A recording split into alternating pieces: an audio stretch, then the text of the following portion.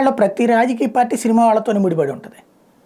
కరుణానిధి సినిమాలో ఒకప్పుడు రచయిత, చిన్నపాటి నటుడు. ఆయన నేతృత్వంలో పార్టీ ద్రవిడ మున్నేట్ర కజగం.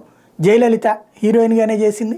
ఆవిడ నేతృత్వంలోని పార్టీ ఆల్ ఇండియా అన్నా ద్రవిడ మున్నేట్ర కజగం. ఇప్పుడు స్టాలిన్ కానీ, ముఖ్యమంత్రిగా చేసినటువంటి మొన్నటిదాకా చేసినటువంటి పళనిస్వామి కానీ, వాళ్ళిద్దరూ మాత్రం సినిమా బ్యాక్గ్రౌండ్ కాదు, వాళ్ళ పార్టీలు వ్యవస్థాపకులు వాళ్ళు. అలాగే శరత్ కుమారు, విజయకాంత్ ఇట్లాంటి వాళ్ళు పార్టీలు పెట్టారు. కమల్ హాసన్ పార్టీ కూడా చూసాం.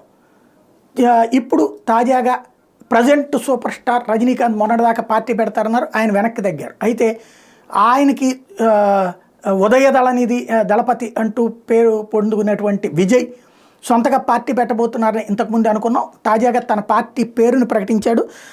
తాజాగా చూస్తే విజయ్కి సంబంధించిన పొలిటికల్ పార్టీ పేరు తమిళగ వెట్రి కళగం, TVK పార్టీ అనమాట. తమిళగ వెట్రి కళగం అనేటువంటి పేరుతో. అయితే ఇప్పటి పార్లమెంట్ ఎన్నికలు కాకుండా నెక్స్ట్ 2 ఏళ్లలో జరగబోయే 2026లో జరగబోయే అసెంబ్లీ ఎన్నికలే ఎజెండాగా ముందుకెళ్తామని ప్రకటించారు.